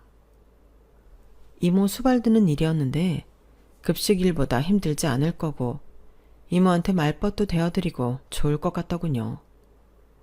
저는 알겠다고 했어요. 이모는 제 엄마의 동생인데 사업하는 이모부를 만나서 평생 잘 사셨어요. 이모부 일하는 걸 도우면서 여장부처럼 이런저런 일도 잘 하셨고요. 그러더니 엄마와 이모부 돌아가시고도 정정하게 사시며 여전히 회사 뒤에서 모든 걸 코치하고 계시더라고요. 유통하고 관계된 일이었는데 회사 사람들하고 전화로 통화할 때 보면 목소리도 쩌렁쩌렁하고 카리스마도 있어서 제 이모지만 참 멋지다는 생각이 들더라고요. 이모가 자식이 없었는데 그래서인지 어릴 때부터 유독 저를 많이 예뻐해 주셨어요. 저는 꼭 돈을 받아서라기보다 늙음하게 이모한테 힘이 되어드리려고 열심히 했네요. 이모가 하지 말라고 했던 부엌일이나 집안 청소도 마다하지 않았어요. 도우미 아주머니들도 있었지만 제가 먼저 해놓으면 이모가 편하실 것 같은 일들은 시키지 않아도 했죠. 아우 누가 너더러 내 침대 정리하라고 했어. 내가 너 이런 일 시키려고 부른 줄 알아? 그냥 내 회사 일이나 도우라는 거지? 누가 하면 어때요? 이모 누워 계실 때 편하시라고 하는 거죠. 나는 일도 일이지만 이렇게 있으면서 이모 말벗 되어드리는 것도 좋아요. 돌아가신 엄마 생각도 나고 나 결혼하고 나서 애들 키운다고 엄마랑 시간 많이 못 보낸 거 후회되거든요. 이제라도 이모랑 이렇게 지낼 수 있는 게 얼마나 좋은데요. 이모는 제 손을 꼭 잡아주셨어요. 아무 말씀 안 하셨지만 따뜻함이 느껴지더라고요. 그렇게 아들 녀석 박사 공부가 3년 차에 접어들었을 때였어요. 어느 날 아들이 진지한 표정으로 저한테 할 말이 있다고 하더니 생각지도 못한 말을 하더라고요. 엄마, 나 결혼할 사람 생겼어. 결혼하려고. 주은이도 결혼하고 싶대. 하는 거 좋대. 저는 너무 깜짝 놀라서 한동안 아무 말도 못했어요. 사실 그 즈음에 일본에 있는 딸아이가 한참 결혼 준비 중이었거든요. 사위는 한국 사람이었지만 우리 딸처럼 일본에 가서 공부하고 거기서 터를 잡았다고 했어요. 회사 일을 하면서 만났다길래 한국에서 양가 부모 인사하고 결혼식장 잡고 무척 바쁠 때였어요. 그것도 그렇지만 공부만 열심히 하는 줄 알았던 아들이 연애를 하고 있었다니 약간 실망스럽기도 했어요. 그런데 젊은 사람들이 어떻게 자기 좋은 사람 안 만나겠어요? 누구를 사귀고 싶고 같이 있고 싶고 당연히 그랬겠죠. 아, 그랬어? 근데 왜 진작 엄마한테 얘기 안 했어? 엄마는 네가 여자친구 있는 줄 전혀 몰랐네. 엄마가 너무 둔했나? 내가 말을 안 하는데 엄마가 어떻게 알아? 사실 나도 결혼까지 할 생각은 아니었어. 처음에도 그냥 친구로 만났고 만난 지 몇 달 안 돼. 이제 한 4개월 됐나? 근데 내가 주은이하고 결혼하면 엄마도 덜 힘들지 않을까 그런 생각도 해. 물론 주은이가 좋은 게 제일 큰 이유이긴 해. 부부는 서로 의지하며 사는 거지 일방적으로 짐 떠맡기면 안 되는 것 같아. 정말 결혼하고 싶고 그 애가 좋으면 너도 그 애의 짐을 나눠준다고 생각해야 돼. 알았어, 엄마. 엄마도 며느리한테 효도도 받고 그러면 좋을 것 같아. 주은이가 서울대 의대 전공이고 의사 국가고시도 얼마 전 붙었어. 집안에 의사 한 명 있으면 좋잖아. 엄마도 점점 나이 들어가면 병원 다닐 일 많아지잖아. 며느리 될 아이가 의사라니 혹하는 마음도 있었는데 그건 잠시였고 바로 걱정이 되더라고요. 예전에야 평범한 집에서도 공부만 잘하면 의대도 가고 의사 돼서 개천에서 용났다는 소리도 듣곤 했지만 우리의 박사할 때만 해도 의대 가는 애들이 꽤 잘 사는 집안 자식들이 많았거든요. 의사 집안에서 의사가 나오는 경우도 많았고요. 혹시라도 집안이 너무 차이가 나면 어쩌나 싶었고 남편이 먼저 간 것도 흠이 되지 않을지 별별 생각이 다 들었어요. 하지만 집에 인사를 온 며느리는 소탈했고 외모도 꾸미지 않아서 순박해 보였어요. 누가 봐도 똑똑해 보이고 차분한 인생인 게 마음에 들더라고요. 형제는 없고 무남 동녀라고 했고요. 어릴 때부터 혼자 자라서 이기적이라는 말을 듣지 않으려고 공부 외에 다른 활동들도 많이 했다더군요. 그것도 마음에 들었어요. 무엇보다 쌩긋쌩긋 웃으며 뭐든 좋다고 해주는 게 요즘 젊은 사람 같지 않았어요. 엄마, 주은이 어때? 괜찮지? 그래, 참하고 성실해 보이더구나. 아버지가 대학 교수라서 그런가? 분위기도 지적이고. 주은이 어머니는 가정주부이긴 한데 젊은 시절에는 출판사에서 일하셔서 책을 좋아하시고 많이 읽으신대. 그게 주은이한테 다 영향을 끼쳤겠지. 아들은 제가 며느리감을 마음에 들어하니 굉장히 좋아했어요. 사돈댁에서도 우리 아들을 괜찮게 봤다고 하더라고요. 딸아이는 상견례에 맞춰서 들어오려고 했지만 시간적 여유가 되지 않아 결국 자기 결혼할 때 오게 됐고 상견례는 저와 아들 그리고 사돈댁 식구 5이 조촐하게 가졌어요. 사돈들도 다 인상이 좋아 보였고 혼수나 집 같은 거에 큰 욕심이 없는 것 같더라고요. 사실 제가 아들 결혼하는데 넉넉하게 해줄 수는 없었거든요. 그나마 이모가 신혼 아파트 해주라고 돈을 해주셔서 26평형 아파트를 마련해 줄 수 있었는데요. 그것만도 감사하다고 하더라고요. 흔히들 의사 사위나 며느리 얻을 때 돈이 많이 들어간다고 했는데 저는 그런 것도 없었어요. 딸 결혼식에 며느리가 같이 참석했을 때도 어찌나 사람들한테 인사도 잘하고 딸한테도 예의 바르게 잘하던지 제가 참 뿌듯하더라고요. 먼저 간 남편한테도 보여주고 싶었고요. 그렇게 딸 결혼식을 치르고 석 달 있다가 아들도 결혼을 하게 됐어요. 아이들을 연달아 결혼시키니 자연스럽게 남편 생각이 나더군요. 남편이 이걸 같이 봤으면 얼마나 좋았을까 싶어 눈물도 났죠. 두 아이 결혼식 내내 저는 마음속으로 이렇게 말했어요. 애들 아버지, 우리 수아 수혁이가 이렇게 자기 가정을 꾸려요. 지금 잘 보고 있죠? 거기서 우리 애들 다 잘 살라고 복 많이 줘야 돼요. 끝까지 지켜줘야 돼요. 딸아이는 일본에서 결혼 생활을 시작했고 아들도 자기만의 가정을 꾸려 새로운 날들을 맞았어요. 저는 뿌듯하기도 하고 좀 외롭기도 하고 그렇더라고요. 아이들이 다 제 품을 떠난 게 실감이 났거든요. 아들은 처음에는 전화도 자주 하고 주말에도 찾아오고 하더니 점점 저를 찾는 횟수가 뜸해졌어요. 거의 대부분은 며느리가 병원 일 때문에 바쁘다는 거였어요. 대학병원에서 펠로우 과정이라나요? 그런 걸 한다는데 당직도 있고 굉장히 일이 많다더라고요. 그래, 엄마는 신경 쓰지 마.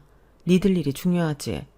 엄마는 명절 때 만나도 되니까 부담 갖지 말고 니들 할 일에 집중해. 이렇게 말했던 게 잘못이었을까요? 아들과 며느리는 정말 저한테 거의 연락도 하지 않았고 몇 달이 지나도 단 한 번도 찾아오지 않았어요. 제가 궁금해서 문자를 보내도 며느리는 거의 답이 없더라고요. 병원 때문에 바빠서 그러려니 하고 애써 좋게 생각했네요. 솔직히 섭섭하기는 했는데 이런 걸로 시집살이 시키는 시어머니 되지 말자고 혼자 속으로 다짐하며 매번 참고 넘어갔어요. 이모가 애들이 자주 안부 전화를 하는지 정기적으로 찾아오는지 물어보시면 그렇다고 거짓말을 했고요. 사실 이모가 지들 사는 아파트를 해준 거나 다름없는데도 인사 한 번을 오지 않더라고요. 제가 백화점에서 선물을 사서 애들이 바빠서 전해드리라고 했다고 거짓말을 하며 이모한테 선물도 드렸죠. 그럼에도 애들 원망을 하지도 않았고 화도 나지 않았어요. 아이들을 이해하고 싶었어요. 그러다가 제가 딱 한 번 화를 낸 적이 있는데 그건 남편 제사 때문이었어요. 당연히 올 거라고 생각해서 며느리한테 문자를 했거든요. 얘 주은아, 이번 주말이 네 시아버지 제삿날이야. 그러니 그날만큼은 와서 나랑 제사 음식 준비도 하고 제사 잘 지내자꾸나. 네 시아버지한테 처음 인사드리는 거 아니겠니? 저녁 전에는 올 수 있니? 그런데 얼마 안 있어 아들한테서 전화가 왔어요. 엄마, 주은이한테 문자 왜 했어? 그런 거 보내지 마. 내가 알아서 할게. 그리고 우리 그날은 좀 가기 어려운데. 장인 장모님 모시고 여행 가기로 했거든. 그 말을 듣는 순간 저는 화가 치밀었어요. 아니, 뭐 때문에 여행을 가는지 모르겠지만 결혼하고 처음 있는 네 아버지 제사야. 그런데 못 온다고? 그것도 갓 시집 온 며느리가 직접 나한테 문자도 안 하고 지 남편 시켜서 시어머니한테 통보하는 거야? 내가 언제 니들 보고 집에 오라고 강요하디? 뭘 해달라고 했어? 이런 중요한 일까지 안 하겠다고 하면 니들이 자식이니? 그리고 일방적으로 전화를 끊어버렸어요. 너무 괘씸하더라고요. 그러자 다음날 저녁에 며느리한테서 전화가 왔어요. 죄송하다면서요. 어머니 죄송해요. 제가 병원 당직 때문에 못 챙겨서 그런 건데 제삿날 갈게요. 며느리는 주말 저녁 때 아들하고 같이 와서 저와 함께 제사 음식도 준비했고 아들도 처음에는 저와 어색했지만 밥을 먹으며 많이 풀어줬어요. 제사 드리고 나서 밤늦게 둘이 집에 돌아가기 전에 며느리가 이런 말을 하더라고요. 어머니, 저 임신 8주예요. 저도 몰랐는데 엊그제 알았어요. 아유, 그랬어? 어머나, 그럼 미리 말을 하지. 축하한다. 임신하고 초기에는 일 많이 하면 안 되는데 내가 괜히 일을 시켰네. 미안해서 어쩌나? 아니에요. 뭐 크게 문제될 일 없었으니까 괜찮아요. 어머니, 저 아이 낳고도 계속 바쁠 것 같거든요. 첫째 아이 갖고서 이렇게 무리해서 시아버지 제사도 모셨으니까 저희 아이 키워주실 거죠? 물론이지. 키우다마다 내가 힘 닿는 데까지 도와주마. 저는 아들과 며느리한테 철석같이 약속을 했고 그 약속을 지켰어요. 첫 손주로 예쁜 딸을 낳았는데 정말이지 눈에 넣어도 안 아프다는 말이 뭔지 알겠더라고요. 자식하고는 또 다른 게 손주더군요. 저는 그 무렵 이모네 집에 매일 가지 않고 일주일에 2번만 갔는데요. 그 나머지 시간은 온통 손주를 키우고 아들 며느리 뒤치다거리 하는 데 썼어요. 정말 정성을 다해 키웠네요. 그 사이 아들은 대학의 전임 강사로 임용되어 조금은 안정적이 되었어요. 하지만 강사 월급이 빤하잖아요. 외부에서 강의를 하고 이런저런 일을 해도 수입이 빠듯할 수밖에요. 결국 아들네 가정에 여유를 주고 먹여 살리는 건 며느리였어요. 아들도 며느리 눈치를 꽤나 보는 것 같더군요. 며느리는 자기가 자는 시간에 조금만 부스럭거리는 소리가 나도 굉장히 예민하게 반응했어요. 제가 새벽에 애들 집에 가서 아침을 해주고 아이를 볼 때도 그랬죠. 부엌에서 좀 큰 소리가 나거나 손녀가 칭얼대는 소리가 잠깐만 들려도 아들이 후다닥 나와서 주의를 줬어요. 엄마, 주은이 잠 못 자. 조용히 해줘. 알잖아. 주은이가 병원이라면 얼마나 힘든지. 우리가 개인 병원도 못 차려주는데 대학병원에서 항상 피곤하게 일하는 거 집에서라도 잘 쉬게 해줘야지. 알았어. 근데 반찬 만들다 보니 어쩔 수 없이 소리가 났어. 아무튼 주의할게. 근데 개인 병원은 무슨 소리야? 혹시 주은이가 개인 병원 안 차려준다고 무슨 말 했어? 꼭 말을 해서가 아니고 그렇잖아. 우리처럼 없는 집 며느리로 오지 않았으면 벌써 편하게 일했을 테니까. 네가 병원 못 차려줘서 미안하다는 거야? 아니면 우리 집 형편이 그렇지 못해서 네가 답답하다는 거야? 뭐 서로 그렇지. 주은이도 요즘 생각이 많은가 보더라고. 저는 한숨이 나왔어요. 솔직히 공부 잘하고 있는 애랑 결혼하겠다고 적극적으로 나선 건 며느리였더라고요. 아들은 결혼하고 마누라 뒤치다거리 해준다고 공부가 좀 늦어져서 하기도 예정보다 더 늦겠다고. 그러다 보니 동기들하고도 소원해지고 여러 일이 있었는데 말이죠. 처음 봤을 때와는 다르게 며느리가 짜증도 많고 자기 뜻대로 안 되면 화도 잘 내는 것도 마음이 걸렸지만 손녀의 엄마이고 내 아들의 아내인데 이제 와서 어떻게 하겠나 싶었어요. 솔직히 이혼 같은 거는 생각도 안 해봤고요. 제가 당사자들도 아니고 아들이 그럴 마음도 없는데 옆에서 이혼해라 마라 할 일도 아닌 게 사실이기도 하고요. 며느리는 좀 노골적으로 저한테도 짜증을 내기 시작하고 음식도 입에 안 맞으면 제가 보는 앞에서 쓰레기통에 다 버리기까지 했어요. 그래도 저는 제가 화를 내면 아들 내외 사이가 나빠질 것 같아서 참고 말을 하지 않았네요. 그러다가 손녀딸이 2살이 되었을 때 며느리는 또다시 임신을 했어요. 뭐 울고불고 난리도 아니더라고요. 자기가 이 아이들을 다 어떻게 키우느냐. 아이는 더 갖지 않으려고 했는데 너무 힘들다. 그러다가 제 앞에서 인공유산 얘기까지 나오는데 저는 너무하다 싶더라고요. 네가 힘든 건 알겠다. 의사일 하며 아이들 키우는 거 힘들지. 그래서 내가 윤서도 키우잖니. 너 신경 안 쓰게 하려고 노력하잖아. 그럼 어머니가 계속 키워주세요.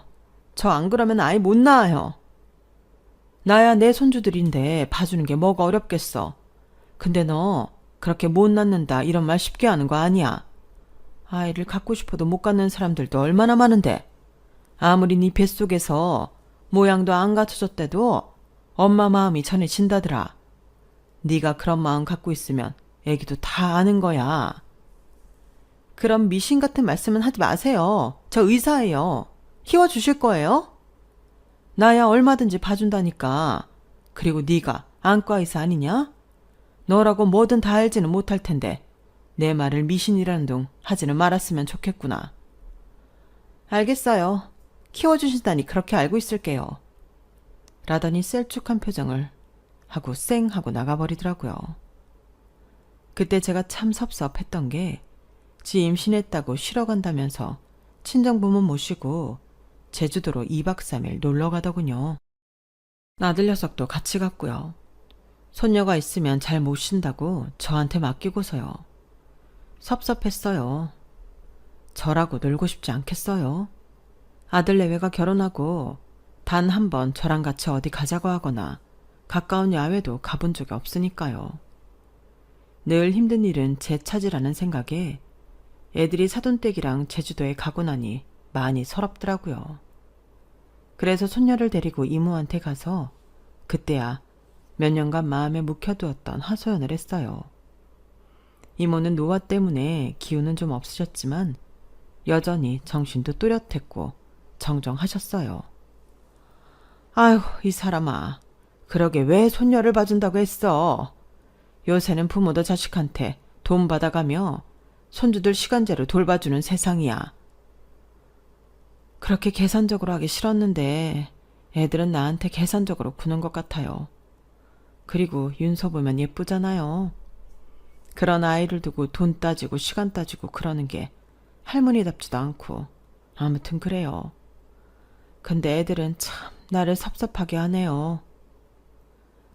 자네 그 고운 마음 다 돌려받을 때가 있을 거야. 걱정 말게. 이모는 제 손을 꼭 잡아주셨고 저는 거기에 참 많은 위로를 받았어요. 그때 이모가 제 기분 풀어주신다며 손녀랑 호캉스를 시켜줬었네요. 서울에서 제일 좋은 호텔에서 말이에요. 오만 거 다 누리며 즐겁게 시간을 보냈고 손녀도 굉장히 좋아했어요. 나중에 손녀가 서툰 말로 지 아빠랑 엄마한테 저랑 호캉스 다녀온 이야기를 하니까 며느리가 이러더군요. 어머니, 그렇게 잘 지내실 줄 알았어요. 제가 그래서 어머니 걱정은 안 해요. 얄미웠지만 그냥 웃고 말았네요. 반면 아들놈은 저랑 손녀를 굉장히 부러워하더라고요. 와, 나도 그런 데에서 대접받으며 푹 쉬고 싶다. 부럽네. 엄마, 다음에 나도 데려가. 너는 네 마누라 앞에 꼭 붙어있는데 어떻게 데려가? 가자고 물어볼 수도 없잖아. 네 마누라 스케줄 대고 강의 시간도 변경하는 녀석이 나랑 어디를 가겠어? 엄마, 말에 은근히 가시가 있는 것 같네. 그거야 주은이 일정이 우선이니까 그렇지. 근데 나는 놀러가도 노는 것 같지도 않아. 장인장모 챙겨야 되고. 네가 선택한 일 아니냐는 말이 입 밖에 나올 뻔하는걸. 저는 입을 꾹 닫고 삼켰어요. 그때 며느리는 쌍둥이를 가졌었고 애들이 태어나고 나서 저는 더 정신이 없었어요. 제가 두 신생아를 동시에 돌보는 게 너무 어려워서 며느리한테 친정 어머니가 한 명은 맡아주실 수 있는지 물어봤더니 며느리가 아주 펄쩍 뛰더라고요. 어머니, 이건 약속이 다르잖아요. 아이 낳으면 달 돌봐주신다고 하셔놓고서. 그리고 저희 엄마는 허리도 안 좋고 몸이 약하셔서 안 돼요. 딸내미나 엄마나 똑같다고. 그래도 제가 사돈한테 전화해서 슬쩍 아이를 한 명 돌볼 수 있는지 물어보니까 자기는 절대 못한다며 딱 선을 긋더라고요. 지 딸이 낳은 아이 친정 엄마가 돼서 한 번도 돌보지 않는 게 참 어이없었지만 사람마다 다르니 어쩌겠어요. 결국 이번에도 이모가 도와주셨어요. 저한테 도우미를 붙여주신 거죠. 민정아, 이거 다 내가 돈 지불할 거니까 걱정 말고 편하게 해라. 일본에 있는 수아도 도우미 쓰라고 돈 보내는데 너 그거 손주들 좋은 거 사준다고 손주들한테 쓰지. 내가 안 봐도 다 알아. 그러니까 내가 내줄게.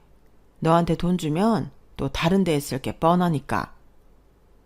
이모는 그렇게 제가 큰 손녀의 쌍둥이 손자들을 키우는 데에 여러모로 도움을 주셨어요. 일본에 있는 딸아이는 제가 애들을 다 돌보고 집안일까지 여전히 한다는 거에 열이 받아 몇 번 아들하고 전화로 싸우는 것 같더라고요. 그러더니 1년에 한 번 한국에 올 때도 아들 내외는 만나지 않고 저만 보고 갔어요. 그렇게 10여 년의 세월이 흐르다 보니 저도 며느리가 처음부터 우리 집을 만만하게 봐서 골랐다는 것과 아들놈은 며느리한테 단단히 코가 깨어서 하자는 대로 했고요. 자기가 돈을 시원찮게 버니 아들은 전보다 소심해지기도 했어요. 하지만 그 이전에 지 마누라를 너무 좋아해서 그런지 마누라 하자는 대로 다 들어주던데 언젠가 친구랑 전화통화로 이런 말 하는 걸 엿들었어요.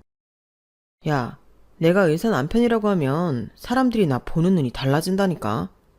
그런 타이틀 하나가 참 중요해. 뭐 이제 와서 힘없는 엄마가 나한테 뭘 해주겠어. 주은이가 나 사회적 지위 높여주는 게 더 중요하지. 결국 힘없는 엄마는 안중에 없었던 걸 깨닫고 나니 저도 아들 내외한테 마음이 식었어요. 어느새 정을 주지 않고 거리를 두었죠. 손주들은 달랐어요. 그 애들이 무슨 죄가 있나요? 저는 손주들한테는 정말 잘해줬어요. 그러다가 이모가 돌아가시게 됐는데 그때도 아들 내외는 잠깐 빈소에 얼굴만 비치고 뭐 제대로 된 근조 화환도 안 보내더군요. 그래도 대학에 적을 두고 있고 의사이고 그런 애들이 말이에요. 지들 아이 키우는 데 도움을 많이 주셨는데 어쩌면 그럴 수 있는지요. 딸아이는 남편의 지딸까지 데려와서 며칠을 같이 있었는데 딸이 제 손을 잡으며 그러더라고요. 엄마, 수혁이니한테 마음 쓰지 마. 그냥 아무것도 바라지 말고 걔들은 걔들끼리 사는 거다. 내버려 둬. 엄마 힘들면 일본에 와도 돼. 이제 수혁이네 애들도 많이 커서 엄마 없이도 되잖아. 엄마 생각해주는 거 딸밖에 없네. 알았어. 고마워. 엄마도 생각해볼게. 그렇게 장례를 다 치르고 났는데 저한테 뜻밖의 일이 벌어졌어요. 이모가 제 앞으로 50억이라는 큰 재산을 남기신 거였어요. 변호사가 처음 그 말을 했을 때에는 믿어지지 않았는데 유언장 공증한 거며 제 앞으로 든 아파트에 작은 부동산에 현금이 든 통장까지 보니 실감이 나더라고요. 저는 이모를 모신 낙골당에 가서 펑펑 울었어요. 이모가 저한테 너무 큰 선물이었어요. 제가 얼마나 위로를 받았는데요. 끝까지 저를 챙기고 가셨네요, 이모. 더 잘해주지 못해서 미안하고 고마워요. 딸은 제가 왜 이모한테 더 잘해주지 못해 미안하냐며 끝까지 얼마나 잘했냐며 그런 말 말라고 했어요. 그러더니 이러더라고요. 엄마, 이런 재산 받은 거 수혁이네한테는 말하지 마. 나도 할 생각 없어. 걔들 얼마나 이기적인지 다 알았는데 내가 뭐하러 걔들 좋을 이야기를 해. 그래도 마음 한켠이 신경 쓰이는 건 사실이더라고요. 딸은 이모가 남긴 판교에 아파트로 들어가서 살라고 했고 저도 그러고 싶었어요. 그 사이 아들 내외는 이모가 얻어줬던 아파트가 아닌 40평형의 좋은 아파트로 이사를 해서 살고 있었어요. 최근에는 며느리가 선배와 함께하는 병원을 확장하고 싶은데 돈 때문에 고민하는 걸 알고 있었고요. 그래서 저는 제가 살던 아파트 명의를 그 애들한테 해주기로 마음먹었어요. 저한테는 다른 재산이 있으니까요. 그러면 아파트를 팔든 뭘 하든 알아서 지들이 보탤 거였고요. 이모가 주신 재산에서 돈을 줘도 되는 건데 그러기 싫더라고요. 저 유산 받았다고 티내기도 싫었고요. 그래서 걔들 공동명의로 아파트를 주겠다고 했더니 뜻밖의 말에 둘 다 놀라더군요. 저는 판교로 이사가서 그 애들과 멀어지고 싶은 마음만 있었어요. 딸도 이사 마치면 일본으로 놀러 오라고 해서 그럴 작정이었어요. 그런데 정말 웃기는 일이 벌어졌어요. 제가 아파트를 공동명의로 해주고 며칠 동안 지들끼리 쑥덕쑥덕 하더니 그 다음 주 월요일에 며느리가 퇴근하고서 저를 부르더라고요. 두툼한 봉투 하나를 내밀면서요. 어머니, 저희 그 아파트 팔려고요. 그래서 어머니는 나가주셔야 되겠어요. 제가 병원 확장해야 되는 거 아시죠? 어머니한테 거기 살면서 전세 보증금 달라고 하기도 그렇고 어머니도 그럴 돈도 없잖아요. 이거는 그동안 애들 키워주신 값이에요. 이거 보태서 어디 지방에 자그마한 방이라도 알아보세요. 지명이 넘겨져서 100만 원 더 넣었어요. 그렇게 제가 받은 돈이 600만 원이었어요. 10년간 자기 아들 다 키워주고 집안일 해준 게 500만 원이고 명의 넘겨준 값이 100만 원이라는 거였죠. 저는 두말 않고 그 봉투를 받아들었어요. 알았다. 내 될 수 있는 대로 빨리 짐은 빼도록 하마. 그래 주시면 감사하긴 한데 가실 때는 있으세요? 내가 나갈 때도 없이 짐 뺀다고 했겠니? 재산 50억 오픈 안 한 게 다행이네. 마지막에 제가 이 말을 남기며 현관문을 나서자 갑자기 뒤에서 며느리가 제 팔을 붙잡더라고요. 어머니, 그게 무슨 말씀이세요? 어머님 재산이 50억이라뇨. 제가 잘못 들은 거예요? 아니, 제대로 들었다. 내가 그 재산 오픈했으면 니들한테 계속 뜯어먹히고 살았을 것 같아 다행이라는 소리야. 그럼 애들 잘 키워라. 뭐 도움이 되고 편히 잘 살며 알아서 하겠지만 말이야. 나는 간다. 저는 며느리 손을 딱 뿌리치고 집을 나갔어요. 그리고 바로 이모가 주신 판교 아파트로 갔네요. 아들네 집보다 조금 넓은데 기본적인 가구며 가전제품까지 있어서 꼭 모델하우스 같았어요. 사실 짐은 이미 쌓아놓았고 다음날 트럭이 와서 제가 싸놓은 짐만 갖다 주기로 했기 때문에 저는 정말 홀가분하게 판교에서 첫날을 지내게 됐어요. 딸한테도 나왔다고 전화를 했고요. 저한테 600만 원 주더라는 이야기를 하니 딸이 화가 나서 가만 안 두겠다고 하는 걸 제가 그렇게 살게 내버려 두라고 했네요. 엄마, 지금 어디야? 집에도 없네.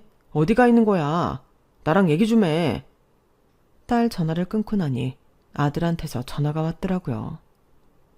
나는 이제 더 이상 할 얘기 없어. 너나 네 마누라랑 더는 아무 말도 하고 싶지 않아. 지금 어디야? 어디가 있는 거야? 이모가 주신 아파트로 왔다. 왜? 너 여기 못 찾아와. 내가 안 알려줄 거니까. 나한테 재산이 있다고 하니 왜? 사람이 달라 보이니? 네 사회적 지위를 높여줄 사람으로 보여? 엄마, 혹시 내가 친구들이랑 하는 말 들었어? 며느리야, 남이라고 치면 그만인데 너는 그러면 안 되는 거지. 네가 더 나쁜 놈이야. 내가 널 어떻게 키우고 너한테 어떤 정성을 쏟았는데 너 그동안 나한테 어떻게 했어? 엄마, 나도 살기 바빴잖아. 그걸 가지고 이제 와서 뭐라고 하면 안 되지. 나한테 불만 있었으면 진작 재산 오픈하고 말했으면 됐잖아. 뭐? 재산 오픈하고? 재산이 없었으면 말도 하면 안 됐다는 소리냐? 아니, 나도 살려고 애썼는데 나한테 왜 짜증을 내? 듣기 싫다. 나 그래도 너 잘 되라고 하고 싶은 말 많아도 참고 니들 가정 화목하라고 애쓴 사람이야. 그런데 이제 와서 뭐? 네가 그러고도 자식이냐? 제 인생에서 처음으로 아들한테 분노해서 고함을 질렀어요. 아들은 놀라서 아무 말도 못했고 저는 전화를 끊어버렸네요. 그리고 30분쯤 지나서부터 며느리한테 전화가 계속 오더군요. 저는 끝까지 받지 않았어요. 문자도 수십 통 보내는 걸 그냥 보지도 않고 안 읽은 걸로 해서 두었네요.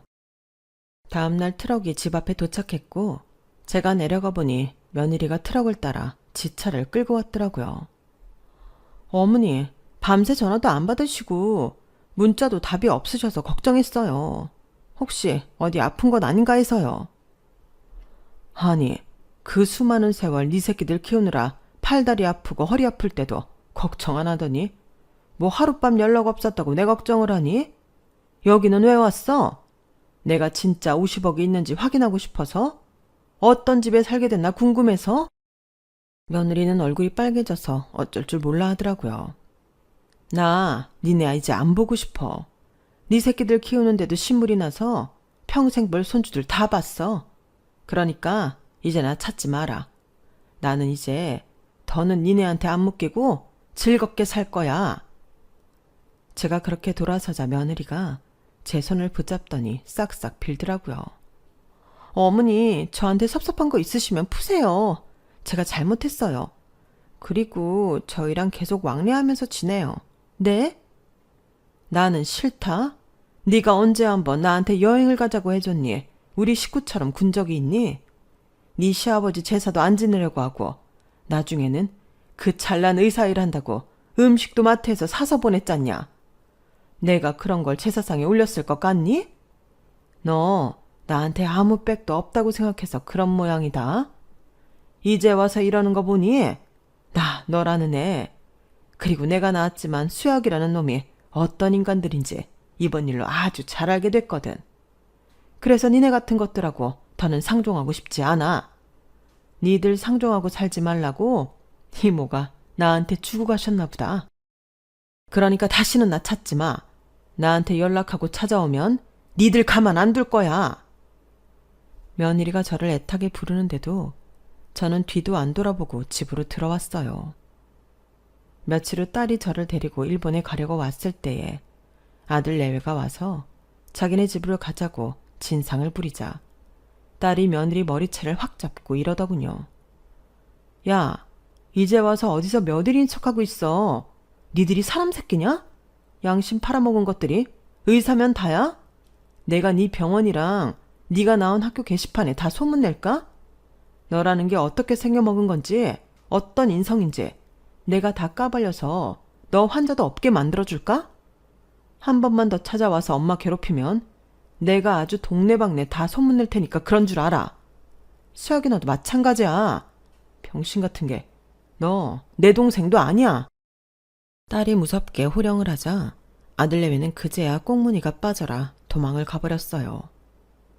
저는 딸이랑 같이 일본으로 가서 경치 좋은 데에서 느긋한 시간을 보냈어요. 몰랐는데 그동안 딸은 몸이 아파서 한동안 치료한다고 고생했더라고요. 제가 아들 집 때문에 힘든 걸 알고 일부러 말을 안 하고 있었던 거였어요. 딸한테 어찌나 미안하던지 제가 잘못했다고 손을 붙잡고 사과했네요. 엄마가 뭐가 미안해. 이건 당연히 내가 감당할 일이었지. 나 이제 이렇게 건강해졌고 집안도 다 안정됐어. 그러니까 엄마 이제 서울이랑 일본 왔다 갔다 하면서 재미있게 살자. 어? 그래 그러자. 그 후로 저는 아들 내외 전화를 다 차단해버렸어요. 손주들을 통해서 저한테 집에 오라는 둥 여러 수작을 부리고 있지만 손주들한테 인사만 하고 찾아가지 않고 있네요. 일단은 이렇게 지내려고 해요. 정말 아들 내외한테 질릴 대로 질렸거든요. 저한테 600만 원 주면서 지방으로 가라고 한 순간 저는 걔들하고 끝났어요. 앞으로도 별일 없는 한 아들 내외랑은 마주치고 싶지 않네요. 제 이야기는 여기까지예요. 긴 이야기 들어주신 분들 다들 복 많이 받으시고 행복하세요. 여러분, 사연 댓글에 응원과 현명한 조언 부탁드려요. 좋아요와 구독은 저에게 큰 힘이 됩니다. 오늘도 좋은 일 가득하세요.